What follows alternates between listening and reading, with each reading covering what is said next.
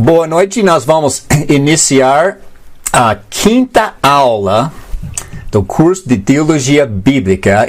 É a quinta aula no sentido que, na lição que nós vamos ver, nós vamos olhar nesta lição que se chama lição 5, a vinda do reino, e vocês podem ver na sua tela. Nós estamos pulando uma lição da série, lição 4, que se chama Jesus, a única resposta. E esta é uma lição que é frente e verso igual a todos, e eu vou enviar este esboço para vocês, se você não recebeu ainda, só me ajudar a lembrar hoje à noite. Eu posso mandar até a gravação de hoje à noite, se quiser ouvir novamente. Eu gosto de ouvir uma lição dessa vez após vez após vez, até eu consigo passar para mais alguém. Então, se quiser o áudio depois, pode mandar um e-mail e eu mando para você. Mas a lição 4 sobre Jesus, a única resposta, é mais leitura do livro de João do que eu ensinar. E todas as perguntas e reflexões estão na própria folha. Então eu vou pular ele e deixar vocês estudar esta lição em casa, desde que alguns de nós temos tempo sobrando sendo isolado em casa. Talvez precise uma tarefa a mais. Hoje nós vamos estudar sobre a vinda do reino de Deus. E este é um assunto super interessante, e uma das lições mais favoritas que eu gosto de ensinar. E eu tenho uma pergunta em cima da lição que diz isso. O que você pensa quando pensa sobre o reino de Deus? O que vem na sua cabeça agora, quando você pensa sobre o reino de Deus? Muitas pessoas pensam sobre a vida eterna, lá no futuro, lá no céu, lugar que Jesus preparou para toda a eternidade, um lugar perfeito. E está certo. Quando você começa no Velho Testamento e você leia até o final do Novo Testamento, tem 4 sentidos do reino da Bíblia. Um sentido que não vamos investigar hoje é o fato que Deus sempre reina. Sempre reinou e sempre reinará. Em Salmos diz que Deus reina. Deus sempre tem reinado. E quando você olhar em alguns versículos na Bíblia, você vai ver que fala do reino no céu, a vida eterna, na perfeição, tipo Apocalipse 22, quando fala da árvore da vida e a água saindo do trono de Deus, aquela reino de perfeição, que obviamente é nosso futuro ainda. Mas a Bíblia se trata do reino de Deus em mais 2 maneiras, e realmente são o mesmo, que nós vamos investigar hoje à noite. Porque se nós não entendemos a vinda do reino de Deus, como foi profetizado no Velho Testamento e profetizado no Novo Testamento, e entender este terceiro sentido do reino, nós não vamos participar no reino eterno. Então nós vamos investigar isso e descobrir a verdade inteira sobre o reino de Deus. E nossa lição hoje é dividida em 3 assuntos. Este primeiro, nós vamos ver as profecias do Velho Testamento. E a palavra profecia significa predizer. Vai falar de como será no futuro. Lá no Velho Testamento, alguém vai profetizar como será. E o segundo ponto da lição, nós vamos investigar as profecias do Novo Testamento, predizendo o reino. E, por fim, nós vamos falar sobre o cumprimento, ponto 3, o cumprimento das profecias do Velho Testamento e Novo Testamento. Eu gostaria de ter meu quadro branco lá no frente da Escola da Bíblia para ilustrar tudo isso aí. Eu tenho um quadro branco pequeno aqui comigo e nós vamos fazer o máximo possível. Nós vamos, só para destacar um princípio antes de entrar na aula, aqui em 1 Pedro, capítulo 1, versículos 10 até 12. Eu gostaria de ler isso com vocês para estabelecer um princípio muito importante sobre profecia. E a razão que eu quero destacar este princípio é por causa da confusão que está acontecendo no mundo religioso hoje sobre interpretação de profecias. Nós vamos ler profecias em Isaías, Daniel hoje à noite, se quiser em Joel e outros. E se você perguntar para um grupo religioso o que significa, eles vão interpretar de uma forma. Pergunta para um outro grupo, eles vão dizer, não significa isso. E eles vão interpretar de outra forma. E temos muitas interpretações das profecias. E uma coisa que eu quero deixar claro para vocês hoje, eu não vou interpretar as profecias para vocês. Nós vamos ler as profecias, observar os detalhes lá e progredir na lição. Até o final, Deus vai interpretar as profecias, eu não. Mas o princípio é essa, e talvez você queira notar este princípio em algum lugar, porque vai ajudar você a dialogar com pessoas sobre qualquer profecia na Bíblia. E o princípio é esse. É impossível entender profecia. É impossível entender profecia até a profecia se cumprir. Quando a profecia se cumprir, nós vamos entender a profecia igual. Há muitas profecias sobre o Messias no Velho Testamento, o Cristo que vai chegar, muitas profecias. E os saduceus interpretou de uma forma, os fariseus interpretou de outra forma, e no final, quando Jesus veio, eles penduraram ele numa cruz porque eles estavam interpretando as profecias. Por exemplo, no Velho Testamento tem uns 300 profecias sobre Jesus. Algumas profecias apresentam Jesus como conquistador, rei, poderoso, cavalo branco, rico. E tem outras profecias que descrevem Jesus como pobre, vai morrer, vai ser furado, mãos e pés. E os fariseus não podiam casar essas ideias. Então, quando Cristo veio, falando que ele é o Messias, ele não estava num cavalo branco com riqueza e poder, ele era um simples carpinteiro. E no final morreu numa cruz. Então, eles tinham uma confusão por causa de suas interpretações das profecias antes das profecias se cumprirem.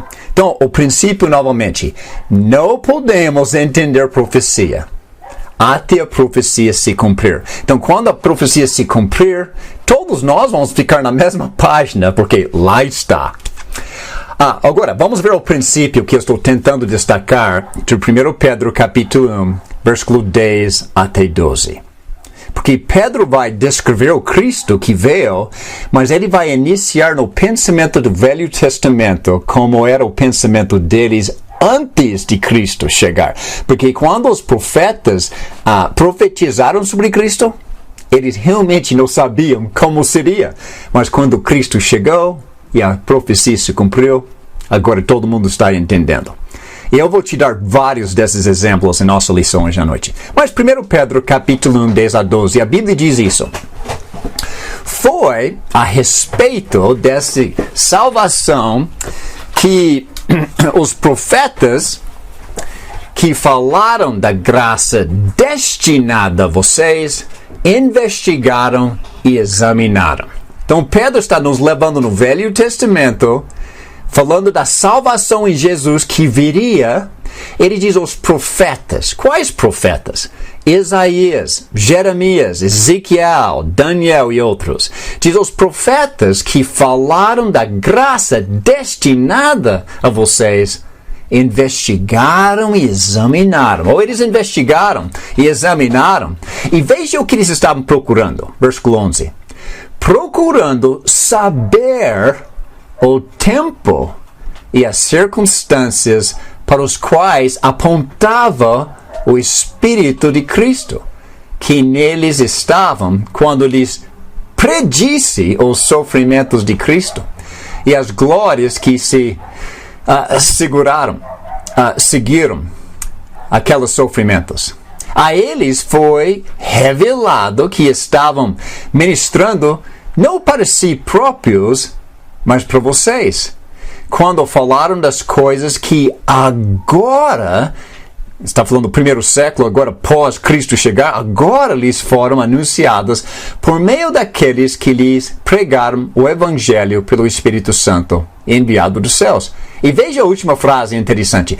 Coisas que até os anjos anseiam observar.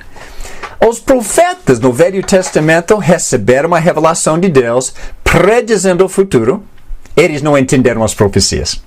E anjos, vendo esses profetas falando do futuro, anjos queriam entender. Nem os anjos entenderam as profecias. E nós vamos progredindo pela lição hoje à noite, e nós vamos ver que os próprios apóstolos, andando pessoalmente com Jesus, não entenderam as profecias e interpretaram erradamente, e Jesus corrigia eles várias vezes.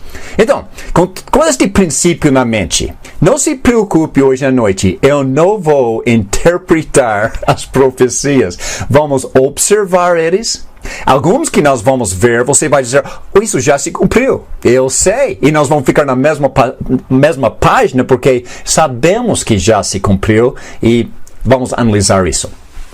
Vamos começar no primeiro ponto da lição, as profecias do Velho Testamento sobre o reino de Deus. E tem vários. Eu simplesmente escolhi 2 ou 3, só para ter uma noção do que está lá sobre o reino. Não temos que ler todos, mas se quiser uma lista, podemos investigar outros numa outra noite. Mas, deixe-me dar um pouquinho de contexto. Nós vamos começar em Isaías. Se quiser abrir sua Bíblia para Isaías, lá no Velho Testamento, se você está no livro de Salmos, vai para a direita. Livro de Isaías, bem fácil encontrar, um dos maiores livros do Velho Testamento. E eu quero começar em Isaías, capítulo 24. E antes de ler, deixe-me dar um pouquinho de contexto para vocês. E eu coloquei na tela, vocês estão vendo na tela, alguma coisa para ler. Diz, a nação de Israel tinha muito poder e era um reino forte, muito forte, durante a época do rei Davi, aquele menino que matou Golias.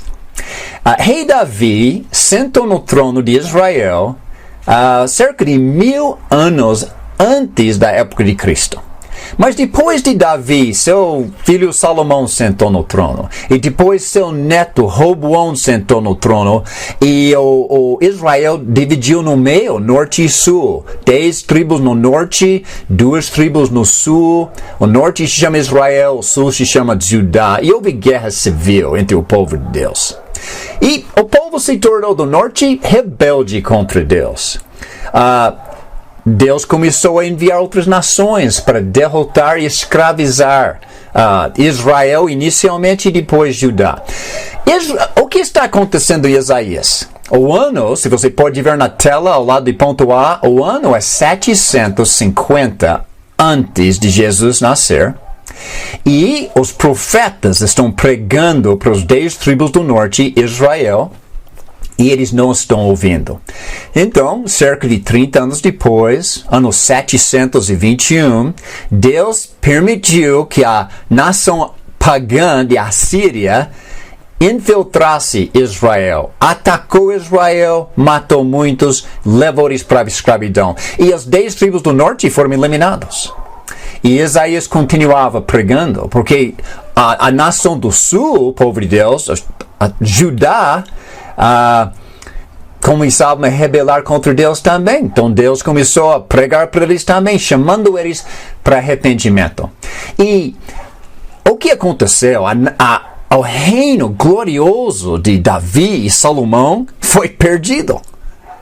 E eles estão indo para a escravidão. Até Judá do Sul eventualmente foi para a escravidão entre o ano 606 até 586, quando Babilônia veio e escravizou Judá e levou para a escravidão por 70 anos. Isso é antes de Babilônia atacar. E Isaías está dizendo para o povo, Um dia Babilônia vai chegar e vai escravizar vocês por causa da sua falta de arrependimento. E enquanto ele está pregando, chamando o povo para arrependimento, Isaías diz que o reino de Deus vem novamente, mas vai ser bem melhor do que o reino de Davi e Salomão. Então, deixe-me dar um pouquinho para você sentir na pele o livro de Isaías, o conteúdo. Nós sabemos, se você tem lido Isaías 53, leia em casa Isaías 53. Você vai ver a morte, sepultamento e ressurreição de Jesus, em profecia.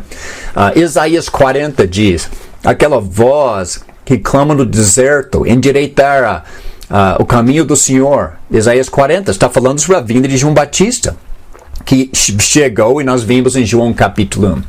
Mas deixe-me mostrar um pouquinho sobre o reino profetizado em vários lugares em Isaías. Veja em Isaías capítulo 24, versículo 23. Isaías 24, 23 diz, a lua ficará humilhada e o sol envergonhado, pois o Senhor, e você está vendo o Senhor tudo em maiúsculos, indica o nome de Deus, Yahweh, pois Yahweh, o Senhor dos exércitos, reinará no Monte Sião e em Jerusalém, glorioso na presença dos seus líderes. Duas perguntas aqui. Quem vai reinar? Quem vai reinar? O texto diz, o Senhor dos exércitos reinará. E a outra pergunta, onde? Onde vai começar este reino dele? Ou de acordo com a profecia, diz no Monte Sião e em Jerusalém. E o Monte Sião, só para sua informação, o Monte Sião e Jerusalém é o mesmo lugar. Jerusalém, a cidade, o capital dos judeus, está construído em cima do Monte Sião.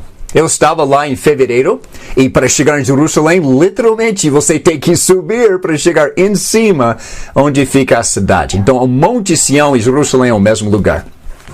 Mas diz que Deus reinará, é um verbo no futuro, não estava acontecendo atualmente em Jerusalém, porque tem muita corrupção em Jerusalém e Deus enviou eles para a escravidão. Mas ele diz, no futuro, Deus reinará no Monte Sião. Então, é uma profecia sobre o reino de Deus no Monte Sião. Agora, vamos voltar um pouquinho para alguns versículos que nós conhecemos muito bem, só para vocês entenderem que Isaías fala muito do reino. Volte para capítulo 9, versículos 6 e 7, e vamos ver uma coisa que vocês conhecem muito bem. Isaías capítulo 9, versículo 6. Porque um menino nos nasceu, um filho nos foi dado, e o governo está sobre os seus ombros. E ele será chamado Maravilhoso, Conselheiro, Deus Poderoso, Pai Eterno, Príncipe da Paz. Ele estenderá o seu domínio e haverá paz sem fim sobre o trono de Davi e sobre o seu reino, estabelecido e mantido com justiça e retidão desde agora e para sempre. O zelo do Senhor dos Exércitos fará isso. Mais um verbo no futuro. Isso vai acontecer no futuro. Agora a pergunta para nós, e eu acho que qualquer um aqui na sala de aula hoje pode responder essa. Quem é este menino que nasceu, que é chamado Maravilhoso, Conselheiro, Deus Poderoso, Príncipe da Paz? Quem é? É Jesus Cristo, é óbvio. Eu acho que nós concordamos com isso. Agora, vamos voltar um pouquinho mais, capítulo 7. Isaías 7, versículo 14, para ver mais uma profecia que vocês conhecem muito bem e vocês já sabem o significado, porque a profecia já se cumpriu. 7:14. Por isso, o Senhor mesmo lhes dará um sinal, a virgem ficará grávida e dará à luz um filho e o chamará Emanuel. Agora, quem é a virgem? Obviamente, em Mateus capítulo 1, está falando de Maria. E quem é o filho que nasceu desta virgem? Obviamente, em Mateus capítulo 1 é Jesus Cristo. E ele é chamado Emanuel. E Mateus capítulo 1 diz que Emanuel significa El é Deus, Emmanuel conosco, Deus conosco. E nós sabemos mais uma profecia falando de Jesus. Agora, quando Isaías escreveu isso, ele não tinha a menor ideia que seria Maria e Jesus, ia crescer como carpinteiro e morrer numa cruz. Ele não sabia. Ele está só revelando profecia, predizendo o futuro. E quando a profecia se cumpriu, quando Maria ficou grávida, Maria provavelmente pensou em Isaías 7. E quando Jesus nasceu, todo mundo olhou. Ele é o menino que vai governar. E assim por diante. Ok, nós sentimos na pele Isaías. Agora, vamos iniciar o ponto da lição hoje. Isaías capítulo 2. Isaías capítulo 2, versículos 1 até 4. Vocês estão vendo ele na tela. E o que eu vou fazer, eu não sei se eu vou simplesmente olhar na tela, deixar a tela comunicar o que eu quero. Ou eu vou ilustrar num quadro branco, mas devagarzinho. Talvez você queira pegar uma sulfite em branco e fazer uma lista de todos os pontos das profecias que nós vamos fazer hoje à noite. Fazer sua própria lista e depois, no final da lição, nós vamos ver item por item e deixar Deus interpretar cada um. Começando em Isaías capítulo 2, versículos 1 até 4, lembre-se, estamos 750 anos antes de Cristo nascer, e Isaías escreveu isso, capítulo 2, 1. Foi isto que Isaías, filho de Amós, viu a respeito de Judá e de Jerusalém. O que ele viu? Nos últimos dias, o monte do templo do Senhor será estabelecido como principal. Será elevado acima das colinas. E todas as nações correrão para ele. Verão muitos povos e dirão: venham, subamos ao monte do Senhor, ao templo do Deus de Jacó, para que Ele nos ensina os seus caminhos e assim andemos em suas veredas. Pois a lei sairá de Sião, de Jerusalém, verá a palavra do Senhor. Ele julgará entre as nações e resolverá contendas de muitos povos. Eles farão de suas espadas arados e de suas lanças foices. Uma nação não mais pegará em armas para atacar outra nação. Elas jamais tornarão a preparar-se para a guerra. Venha, ó descendência de Jacó, andemos na luz do Senhor. Nós temos uma profecia aqui. Dá para perceber que é uma profecia porque os verbos estão todos no futuro. Ele falou em versículo 2, será estabelecido. As nações correrão para ele. Então, ele está falando do futuro. Agora, não queremos interpretar a profecia. O que isso significa exatamente?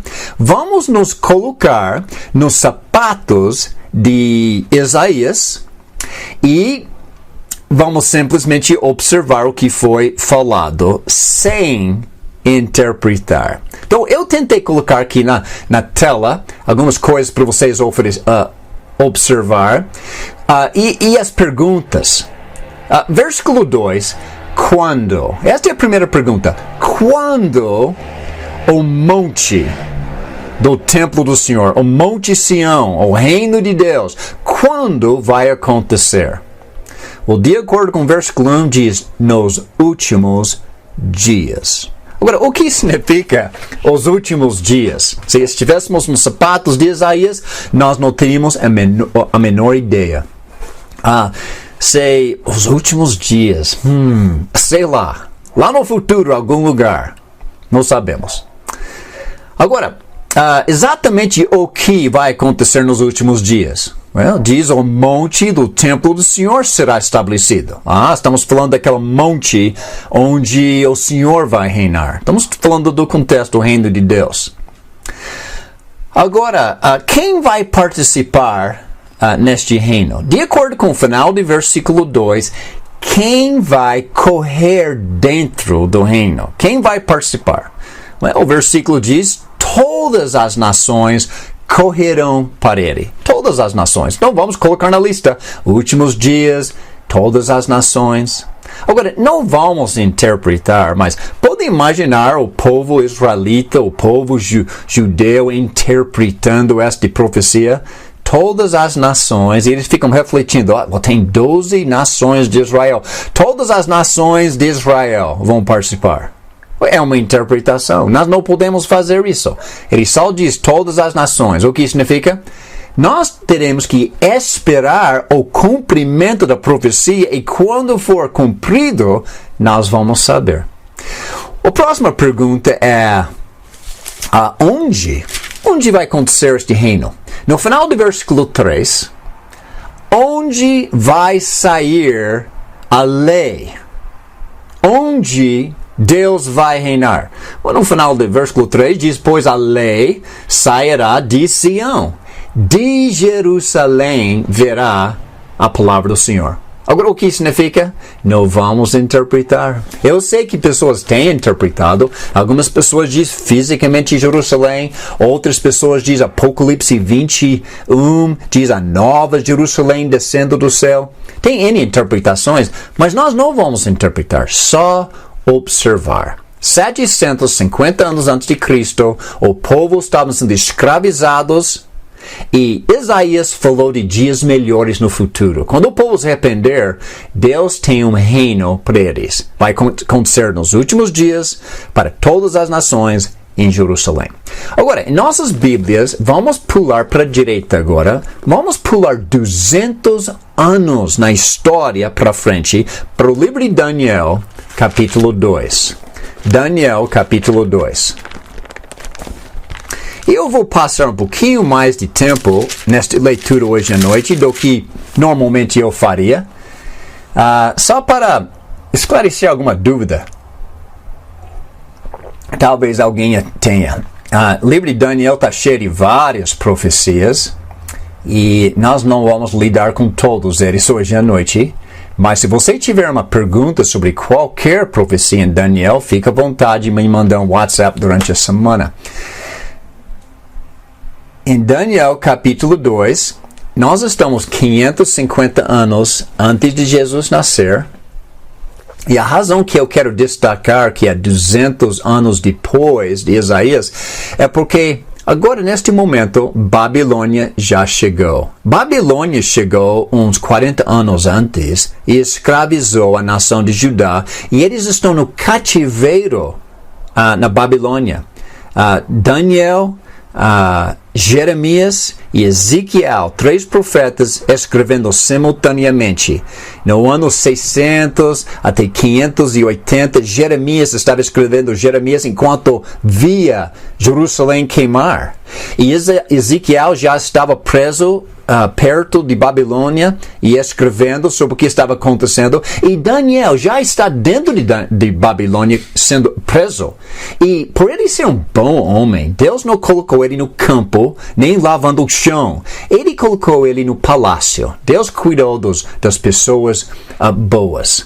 Mas Daniel, capítulo 2, eu gostaria de ler a maior parte deste capítulo com vocês, porque a palavra interpretação é repetida cerca de 17 vezes, de diversas formas, e eu vou destacando eles na leitura.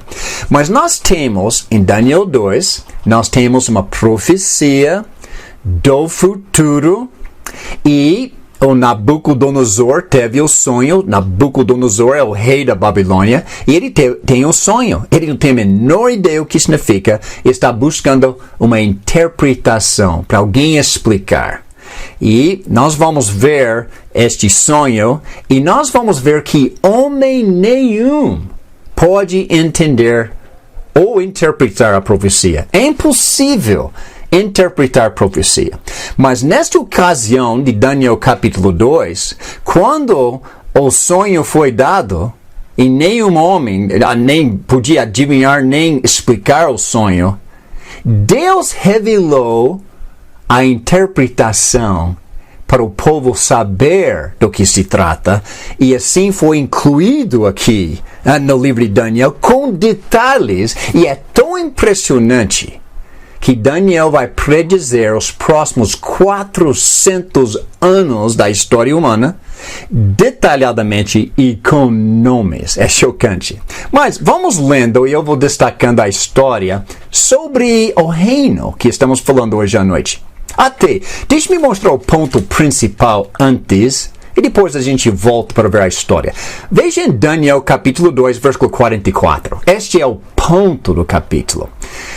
44 diz isso. Na época desses reis, e esta é a nossa pergunta, quais reis? Esta é muito importante.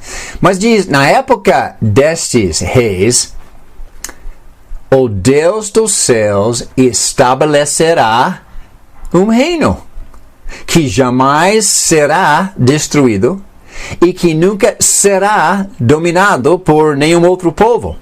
Destruirá todos os reinos daqueles reis e os exterminará, mas esse reino durará para sempre. Vocês estão vendo os verbos? Uns 5 ou 6 verbos, todos no futuro, falando que Deus vai estabelecer um reino invencível, um reino indestrutível, um reino eterno. Não será como o reino de Davi e Salomão que ficou perdido. Não, quando este reino for estabelecido, é para sempre.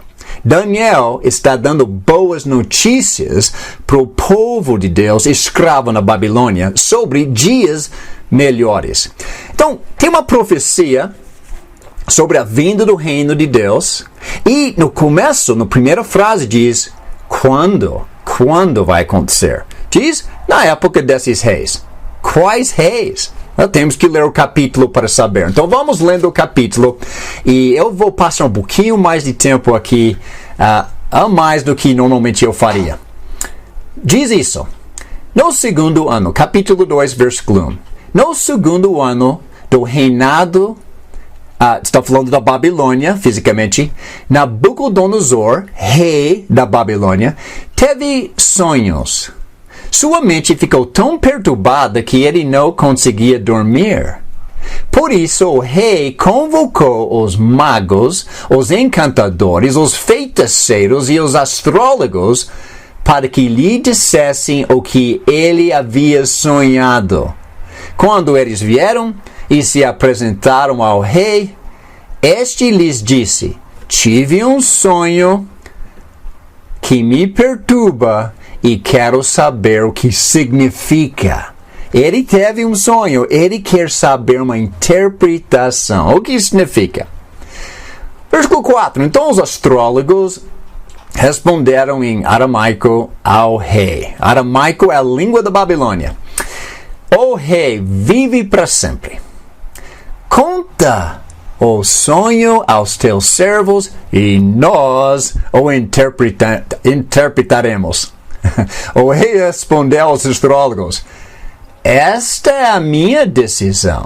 Se vocês não me disserem qual foi o meu sonho e não o interpretarem, farei que vocês sejam cortados em pedaços e que as suas casas se tornem montes de entulho. Mas, se me revelarem o sonho e o interpretarem, eu lhes darei presentes, recompensas e grandes honorários. Portanto, revele-me o sonho e a sua interpretação. Está vendo o que Nabucodonosor está pedindo deles? Ele teve um sonho durante a noite, só ele está sabendo do conteúdo do sonho. E ele levanta de manhã e ele diz, Ivonete, eu quero que você fale o meu sonho. O que o Alan sonhei ontem à noite? Você sabe? Eu acho que não. E eu imagino que você teve um sonho ontem à noite. Mas eu não tenho a menor ideia o que é. Só você sabe. Só você e Deus. E todos nós temos sonhos durante a noite. Nossa mente fica pensando. Agora, eu não sei o que você sonhou e você não sabe o que eu sonhei. E esses astrólogos não sabem o que Nabucodonosor sonhou. Mas Nabucodonosor sabe. Se ele fala, eu sonho. Ontem à noite eu sonhei sobre tantas coisas e estas são as coisas. Alguém vai começar a inventar interpretações. E para evitar engano, para evitar uma pessoa dizer que significa isso e outra pessoa diz que significa isso e assim por diante, para evitar engano, ele pediu para os astrólogos e os magos e os encantadores para eles adivinharem o sonho. E se eles puderem adivinhar o sonho, obviamente, eles têm a capacidade de interpretar corretamente. Este foi o pedido. Versículo 7, continuando a leitura. Mas eles tornaram a dizer, conte, o rei, o sonho a seus servos e nós o interpretaremos. Então o rei respondeu, já descobri que vocês estão tentando ganhar tempo, pois sabem da minha decisão. Se não me contarem o sonho, todos vocês receberão a minha sentença, pois vocês combinaram enganar-me com mentiras, esperando que a situação mudasse. Contem-me o sonho e saberei que vocês são capazes de interpretá-lo para mim. Mais uma vez, ele repete o desafio. Versículo 10. Os astrólogos responderam ao rei, não há homem na terra que possa fazer o que o rei está pedindo. Nenhum rei, por maior ou mais poderoso que tenha sido, chegou a pedir uma coisa dessas a nenhum mago, encantador ou astrólogo. O que o rei está pedindo é difícil demais. Ninguém pode revelar isso ao rei, senão os deuses. E eles não vivem entre os mortais. Sabe o que os astrólogos afirmaram? O mesmo princípio que eu afirmei no começo. Ninguém pode interpretar profecia. Não podemos. Só Deus pode fazer isso, se Ele revelar para nós. Mas nós adivinhar, impossível. Nós interpretar algo escrito no Velho Testamento, nós não vamos entender até acontecer. E quando acontecer, todos nós vamos pensar igual sobre a profecia. Vamos continuar. Versículo 12. Isso deixou o rei tão irritado e furioso que ele ordenou a execução de todos os sábios da Babilônia.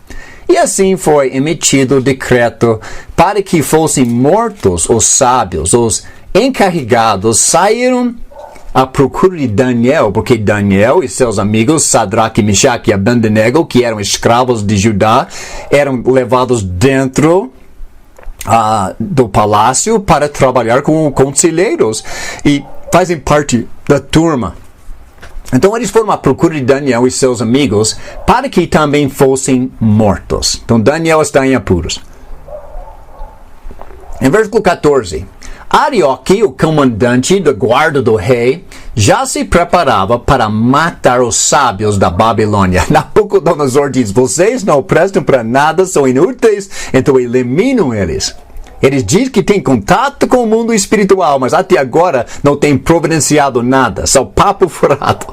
Então, estão prestes a matar os sábios da Babilônia, quando Daniel dirigiu-se a ele com sabedoria e bom senso. Ele perguntou ao rei, ou ao oficial do rei, por que o rei emitiu um decreto tão severo? Arioque explicou o motivo a Daniel. Diante disso, Daniel foi pedir ao rei que lhe desse um prazo e ele daria a interpretação. Uau, que ousadia! Daniel diz, eu te garanto, eu vou entregar a interpretação. Como Daniel vai fazer isso? Ele é simplesmente um homem. Daniel é uma pessoa que conhece o Criador. E veja o que aconteceu. 17. Daniel voltou para casa. Contou o problema aos seus amigos Ananias, Misael e Azarias. Eles pediram que rogassem ao Deus dos céus que tivesse misericórdia acerca desse mistério, para que ele e os seus amigos não fossem executados com os outros sábios da Babilônia. Então, o mistério foi revelado a Daniel de noite numa visão. Daniel louvou a Deus dos céus e disse, louvado seja o nome de Deus para todo sempre. A sabedoria e o poder a ele pertencem. Ele muda as épocas e as estações, destrona reis e os estabelece. Dá sabedoria aos sábios e conhecimento aos que sabem discernir. Revela coisas profundas e ocultas. Conhece o que jaz nas trevas e a luz habita com ele. Eu te agradeço e te louvo, Deus dos meus antepassados. Tu me deste sabedoria e poder e me revelaste o que te pedimos. Revelaste-nos o sonho do rei. Daniel está pulando de alegria porque ele sabe o que é o sonho agora e a interpretação porque Deus falou com ele. 24. Então Daniel foi falar com Arioque, a quem o rei tinha designado para executar os sábios da Babilônia. Ele disse, não execute os sábios, leve-me ao rei e eu interpretarei para ele o sonho que ele teve. Então, Daniel vai salvar a vida de todos esses malandros. 25. Imediatamente, Arioque levou Daniel ao rei e disse, encontrei um homem entre os exiliados de Judá que pode dizer ao rei o significado do sonho. O rei perguntou a Daniel, também chamado Beltesazar, você é capaz de contar-me o que eu vi no meu sonho e interpretá-lo? Daniel respondeu, nenhum sábio, encantador, mago ou adivinho é capaz de revelar ao rei o mistério sobre o qual ele perguntou. Mas existe um Deus nos céus que revela os mistérios. Ele mostrou ao rei Nabucodonosor o que acontecerá, presta atenção na linguagem aqui, nos últimos dias. Agora, nós já vimos isso em Isaías 200 anos antes. É a mesma informação. Ele mostrou ao rei Nabucodonosor o que acontecerá nos últimos dias. O sonho e as visões que passaram por tua mente quando estavas deitado foram os seguintes. Quando estavas deitado, ó rei, tua mente se voltou para as coisas futuras. E aquela que revela os mistérios te mostrou o que vai acontecer. Quanto a mim, esse mistério não me foi revelado porque eu tenho mais sabedoria do que os outros homens, mas para que tu, ó rei, saibas a interpretação e entendas o que passou pela tua mente. Tu olhastes o rei, diante de ti estava uma grande estátua. Uma estátua enorme, impressionante. E sua aparência era terrível. A cabeça da estátua era feita de ouro puro. O peito e o braço eram de prata. O ventre e os quadris eram de bronze. As pernas eram de ferro e os pés eram em parte de ferro e em parte de barro.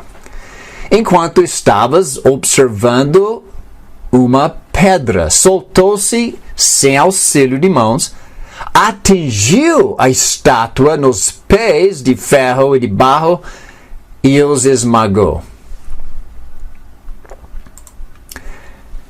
Então, o ferro, o barro, o bronze, a prata e o ouro foram despedaçados.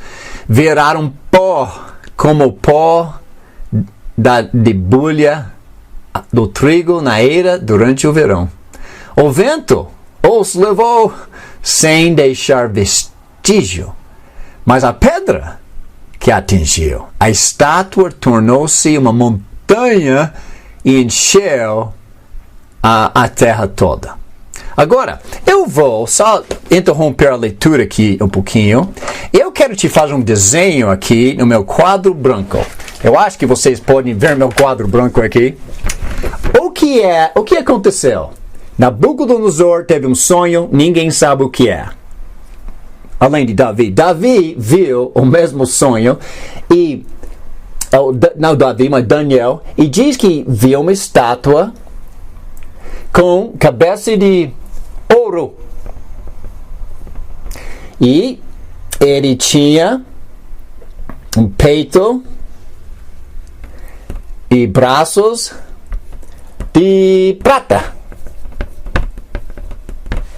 E tinha um quadril, acho que dá para ver meu desenho, um quadril de bronze. E ele tinha pernas de ferro. E tinha pés de ferro e barro misturado junto.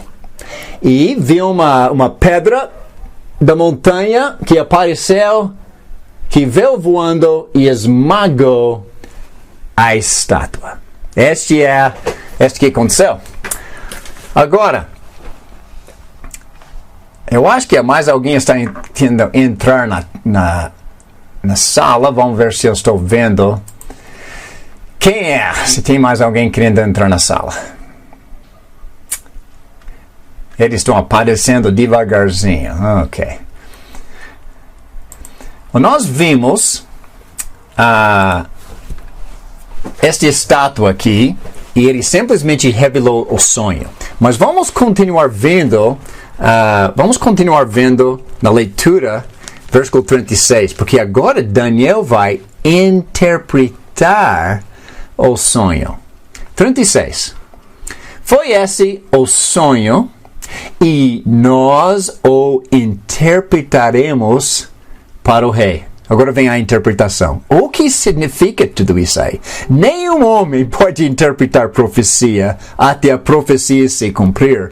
Mas Daniel vai interpretar a profecia, explicar exatamente o que significa antes do cumprimento.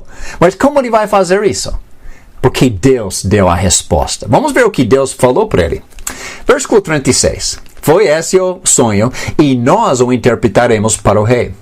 Tu, ó rei, és rei de reis. O Deus dos céus concedeu-te domínio, poder, força e glória. Nas tuas mãos, ele colocou a humanidade.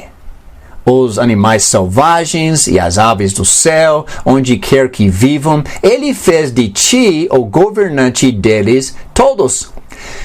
Tu és a cabeça de ouro. Nesta estátua do sonho, quem é a cabeça de ouro da estátua? Nabucodonosor, o rei da Babilônia. Tu és a cabeça de ouro. E ele continua no versículo 39. Depois de ti surgirá outro reino, inferior ao teu. Em seguida, surgirá um terceiro reino, reino de bronze, que governará toda a terra. Finalmente haverá um quarto reino forte, como o ferro, pois o ferro quebra e destrói tudo, e assim como o ferro despedaça tudo, também ele destruirá e quebrará todos os outros. Como viste, os pés e os dedos eram em parte de barro e em parte de ferro. Isso quer dizer que esse Está falando do quarto reino. Esse será um reino dividido. Mas ainda assim terá um pouco de força de ferro, embora tenha sido ferro misturado com barro. Assim como os dedos eram em parte de ferro e em parte de barro, também esse reino, o quarto reino, será em parte forte e em parte frágil. E como vistes, o ferro estava misturado com o barro. Isso significa que se buscarão fazer alianças políticas por meio de casamentos, mas a união decorrente dessas alianças não se firmará, assim como o ferro não se mistura com o barro. Agora, chegamos no versículo onde nós começamos, 44. Na época desses reis, quais reis? Do quarto reino mundial. Na época desses reis, o Deus dos céus estabelecerá um reino que jamais será destruído e que nunca será dominado por nenhum outro povo. Destruirá todos os reinos daqueles reis e os exterminará, mas este reino durará para sempre. Esse é o significado da visão da pedra que se soltou de uma montanha sem auxílio de mãos, a pedra que esmigalhou o ferro, o barro, o bronze, o barro, a prata e o ouro. O Deus poderoso mostrou ao rei o que acontecerá no futuro. O sonho é verdadeiro e a interpretação é fiel. E Nabucodonosor, no final do capítulo, agradeceu e deu presentes e colocou ele como um conselheiro mais elevado na Babilônia. Agora, de volta no quadro branco um pouquinho. Daniel não só falou sobre esta estátua, cabeça de ouro e peito de prata e quadris de bronze e pernas de ferro e de pés de ferro misturado com barro, mostrando a fragilidade e a fraqueza do reino, deste quarto reino. Mas ele diz que cada um destes é um reino. Então nós temos o primeiro reino e ele diz, tu essa cabeça, qual reino? Babilônia. E ele diz que depois de Babilônia vai cair e um reino de prata inferior vai reinar sobre o mundo todo. Então é um outro reino. E ele diz um reino de bronze. Depois que o reino da prata cai, vai ter um outro reino de bronze. E quando este reino cair, vai ter um quarto reino de ferro. E a pergunta é, quem são esses outros reinos? Ou você pode ler no próprio livro de Daniel e nós vamos identificar estes próximos dois reinos. Vamos identificá-los já. Olhe em capítulo 5 de Daniel, porque em plena vida de Daniel, Babilônia caiu e o segundo reino mundial da Pérsia dominou o mundo e Daniel se tornou um conselheiro dentro do próprio reino da Pérsia. Mas em Daniel, capítulo 5, versículos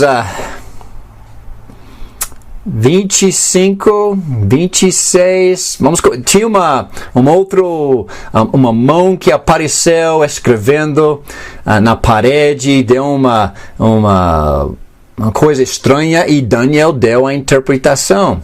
Versículo 26, este é o significado dessas palavras do versículo 25. E diz, Mene, Deus contou os dias do teu reinado, tchau para Roma, e determinou seu fim. Tekel significa fostes pesado na balança e achado em falta, tchau para Babilônia de novo. Peres, teu reino foi dividido e entregue aos medos e persas.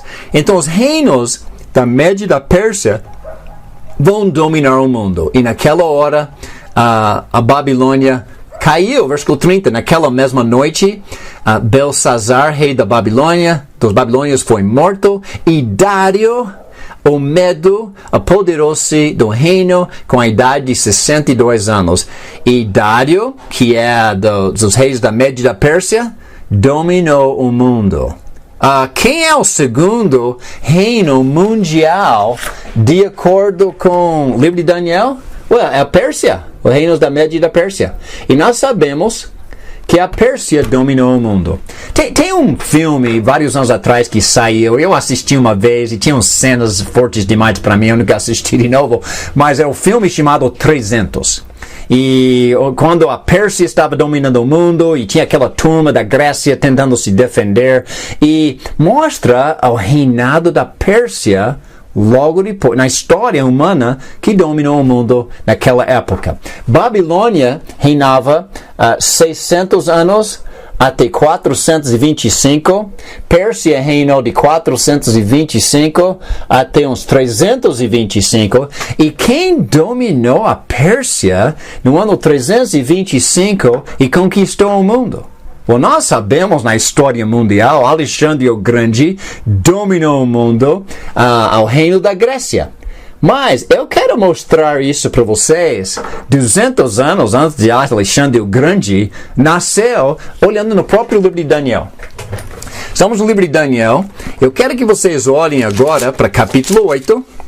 Capítulo 8, Daniel sendo conselheiro no reino da Pérsia agora, ele teve uma visão, e nesta visão ele viu um carneiro e um bode brigando, e o carneiro perdeu para o bode deu uma surra nele. Agora, o que significa isso? O Daniel explicou. Olha em Daniel capítulo 8, versículo 19 e até 21. E disse: vou contar-lhe o que acontecerá depois no tempo da ira, pois a visão se refere ao tempo do fim. Fim de alguma coisa. Não falou o final do mundo, mas só o fim, algum tipo de fim. 29. O carneiro de 2 chifres que você viu representa os reis da Média e da Pérsia. Eles estão atualmente dominando o mundo nesta época. 21. O bode peludo é o rei da Grécia, e o grande chifre entre os seus olhos é o primeiro rei. E você vai lendo para frente, diz que este bode vai destruir o carneiro. E a Grécia dominou o mundo. Não é interessante que Daniel está predizendo os próximos 400 anos da história humana detalhadamente? Babilônia, Pérsia, Grécia, um por um. E essas outras pátrias estão no futuro ainda. Agora, Daniel capítulo 2 falou sobre um quarto reino que vai destruir os outros 3 e dominar o mundo. E no livro de Daniel não fala. No livro de Daniel não fala o nome do quarto reino. Mas nós conhecemos nossa história. Nós conhecemos que no ano 168, os romanos vieram e os romanos acabaram com a Grécia. E os romanos dominaram o mundo. Eles dominaram o mundo do ano 168 antes de Cristo até o ano 476 depois de Cristo, quando os bárbaros derrubaram a capital de Roma. Que é uma história em si que você pode ler no próprio livro de Apocalipse. Mas os romanos dominaram o mundo logo em seguida. Cada um desses 4 são reinos mundiais dominando. Agora, em Daniel 2:44, olhe de novo na sua Bíblia. Em Daniel 2:44, eu não estou tentando interpretar nada, só mostrar o que o texto disse. E o texto é bem claro quando deu os nomes. Mas Daniel 2:44, falando do quarto reino que vai derrubar a Grécia, e nós sabemos historicamente quem foi, porque a profecia se cumpriu. Nós estamos 2000 anos do outro lado da profecia, olhando para trás, dizendo, Roma mesmo era o quarto reino que dominou o mundo. O Daniel 2:44 diz, na época desses reis, o Deus do céu estabelecerá um reino que nunca será dominado. Vai ser um reino eterno. Nos dias de quais reis? Nos dias do reino do quarto rei. Quem são? Os romanos. Durante o reinado dos romanos, Deus prometeu estabelecer o seu reino eterno. Agora, eu não quero interpretar nada, mas só refletir um pouquinho. Pergunta: quem nasceu na época do quarto reino? De acordo com Isaías 7, de uma virgem, se chama Emanuel. Jesus nasce aqui. E Herodes, que trabalhava para os romanos, tentou massacrar os nenês em Belém, procurando este novo rei dos judeus. Nós sabemos quem nasceu aqui, o rei dos reis. As profecias começam a se cumprir bem aqui. Agora, vamos voltar para a nossa lição. Então, em Daniel capítulo 2, nós fizemos muito trabalho, mas eu só queria mostrar a leitura da estátua, porque Daniel 2:44 diz que o reino será estabelecido para sempre, como estamos vendo aqui na tela. Para sempre. Agora, vamos para Daniel 7, e eu não vou ler Daniel 7, o capítulo inteiro, mas vocês precisam ler em casa. Super interessante. E numa outra noite, quando a gente quer estudar Apocalipse ou alguma coisa, a gente pode estudar detalhado em Daniel capítulo 7. Mas deixe-me só resumir em poucas palavras Daniel 7. Então nós vamos ler versículos 17 e 18. O que está acontecendo em capítulo 7? Daniel, este profeta de Deus, está tendo uma visão e ele viu 4 grandes animais. Esses animais saíram do mar. Um era um leão, outro era um urso, outro era um leopardo e outro era um animal aterrorizante que ele nunca viu na sua vida, tão assustador que era. Ele descreve 4 animais. Agora, o que são esses 4 animais? Veja o versículo 16. Daniel 7, 16 a 18. Então me aproximei de um dos que ali estava e me perguntou o significado. Perguntei o significado, a interpretação de tudo que eu tinha visto. E ele me respondeu, dando-me esta interpretação. Os 4 grandes animais são 4 reinos que se levantarão na terra. Então, se você voltar a ler este capítulo, é a mesma história, igual, idêntico, só com mais detalhes, de capítulo 2. Babilônia, Pérsia, Grécia e Roma. É exatamente a mesma história, predito novamente com mais detalhes. E veja o ponto de versículo 18. Mas os santos do Altíssimo receberão o reino e o possuirão para sempre, sim, para todo sempre. Esta visão tem o mesmo resultado da visão em Daniel capítulo 2. Em Daniel capítulo 2 mostrou Babilônia, Pérsia, Grécia e o quarto do ferro de Roma. E diz que tinha uma pedra que saiu do monte e quebrou a estátua e a pedra se tornou o reino de Deus. Mesma história aqui. Você tem os 4 reinos. Leão, urso, leopardo e o aterrorizante. E eles vão cair. E Deus vai, em versículo 18, Deus vai estabelecer seu reino. E o que é interessante sobre Daniel 7, 18, quando Deus futuramente, de acordo com Daniel capítulo 7, futuramente estabelecer seu reino, os participantes diz... os santos do Altíssimo receberão o reino e o possuirão para sempre. Então, quando alguém entrar neste reino, é para sempre, é um reino eterno. Então, tem outras profecias. Você pode ler, por exemplo, Joel capítulo 2. E tem N outros. Ezequiel tem várias profecias. Mas esta era uma pequena amostra do Velho Testamento. E todas as profecias diz que o reino que virá será bem melhor do que o reino que tinha com Davi e Salomão. Então, o que nós vimos até agora no Velho Testamento, bem simples. Isaías. O reino vai começar nos últimos dias. Sei lá quando. Para todas as nações. Onde em Jerusalém? Só observando. O reino será estabelecido nos dias do 4º reino mundial. Já tem uma dica de mais ou menos da época de Daniel, uns 400 anos para frente. E, de acordo com capítulo 2 e capítulo 7, vai ser um reino eterno.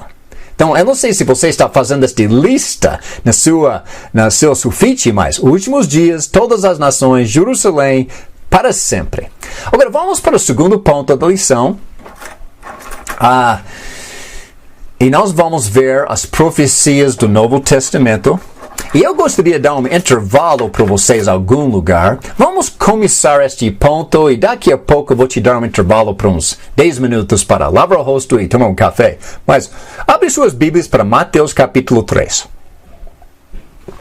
Mateus capítulo 3.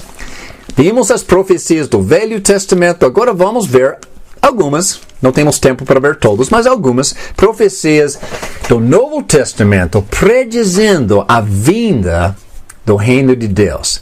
Em Mateus capítulo 3, nós estamos 550 anos depois de Daniel. Nós pulamos 550 anos para frente. Estamos nos dias do quarto império mundial dos romanos. E nós temos João Batista pregando. E veja o que ele disse. Capítulo 3 de Mateus, versículo 1. Naqueles dias surgiu João Batista pregando no deserto da Judeia. Ele dizia: arrependam-se, pois o reino dos céus está próximo. Este é aquele que foi anunciado pelo profeta Isaías, voz do que clama no deserto, prepare um caminho para o Senhor, façam veredas retas para ele. E ele cita Isaías 40, versículo 3. Então, quando em Mateus 1, a virgem ficou grávida, o menino nasceu, chamado Emmanuel, João Batista começa a preparar o caminho para ele. As profecias de Isaías estão acontecendo agora, no quarto império mundial de Roma, como Daniel predisse em Daniel 2:44, nos dias destes reis, Deus estabelecerá seu reino. Então, mas João Batista não está dizendo que o reino chegou. Ele diz o reino está próximo. Algumas traduções dizem o reino é chegado. No sentido que está batendo na porta. É só abrir a porta, está no outro lado, chegou. Está batendo na porta. Mas a profecia diz o reino está próximo. E sabe o que é interessante sobre a pregação de João Batista, que é diferente de Isaías e diferente de Daniel? Daniel e Isaías não chamou as pessoas para arrependimento porque o reino está próximo. Não, ele diz lá no futuro, nos últimos dias, depois de 4 reinos mundiais, Deus vai fazer isso. Mas João Batista está pregando bem diferente. Imagine que você estivesse no primeiro século, na rua, ouvindo João Batista pregar e ele diz: pare de pecar agora. Pare de pecar agora, porque o reino está próximo. Então o povo estava mudando de direção de vida, largando o pecado, sendo batizado por João Batista em busca do Messias que viria. Logo em seguida, João Batista batizou Jesus. E veja em capítulo 4 de Mateus, depois que Jesus foi batizado, veja a primeira pregação de Jesus. A primeira pregação por completo está em capítulos 5, 6 e 7 no Sermão do Monte. Mas veja as primeiras palavras registradas em Mateus que saíram da boca de Jesus. Capítulo 4, 17. Daí em diante, Jesus começou a pregar: arrependam-se, pois o reino dos céus está próximo. Novamente, o reino dos céus está próximo. Ele não falou daqui a 2.000 anos, 3.000 anos. Não, ele chamou os seus ouvintes na rua, naquele dia: vocês mesmos têm que parar de pecar agora, ou vocês não vão participar no reino que vem aí, está batendo na porta. Preparem-se.